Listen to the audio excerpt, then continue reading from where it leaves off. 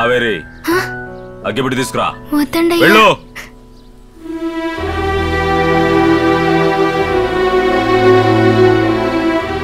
ఏంట్రా చూస్తున్నావు? ఇది పని పిల్లైనా మా కులానికి చెందిన పిల్లరా చెత్తనాయాలా? మా ఇంటి పిల్లనే చూసి నచ్చిందని చెప్తావరా? రై, ఈ దరిద్రపు ప్రేమే నా కూతుర్ని దూరం చేసింది. ఇకపై ఎవరు ప్రేమన్నా చంపేస్తాను. తగలబెట్టు. తగలటమే తగలబెట్టు. కావేరి తగలబెట్టమని చెప్తున్నాం కదా. తగలబెట్టమంటుంటే తగలెడతావా లేదా? అంటించు కావేరి.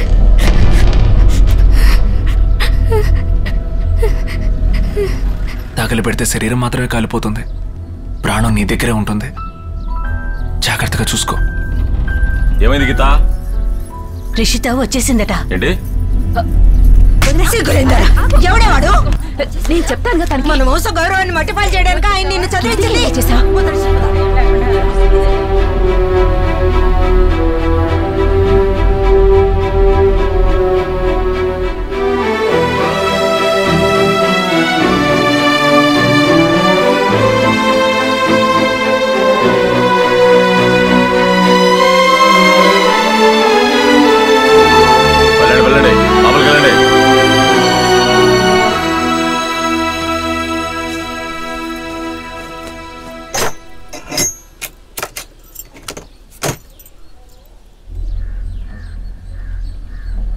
మిగతా కుర్రాళ్ళు ఎక్కడ? వాళ్ళందరూ హాస్పిటల్లో ఉన్నారు. మన అమ్మాయిని ఎత్తుకెళ్ళాడే, వాడు మాత్రం ఎలాగో తప్పించుకున్నాడు.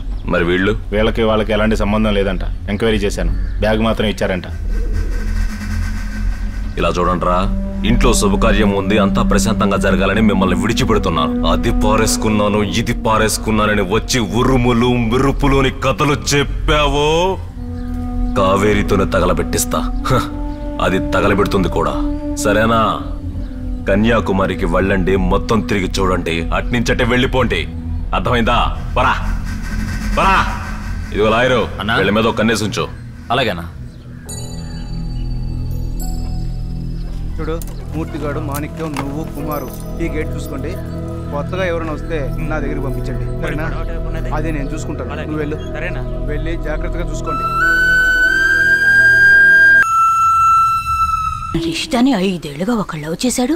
మనోళ్ళు తరిగితే మధ్యలోనే పారిపోయాడు. కానీ ఈ బుల్లోని చూసావా? మన కావేరిని 10 నిమిషాలు చూశాడు. అంతలోనే మెరుపు మెరిసిందన్నాడు, వర్షం కురిసిందన్నాడు, మనసంతా పిండేసి పెకిలించుకుపోయింది అన్నాడు. దాన్ని అలా ఉంచయ్యా. మన వాళ్ళందరి ముందు ధైర్యంగా, ఏ పిల్ల నువ్వు నాకు నచ్చావు అని చెప్పాడు చూడయ్యా. ప్రేమ అంటే అదేనే.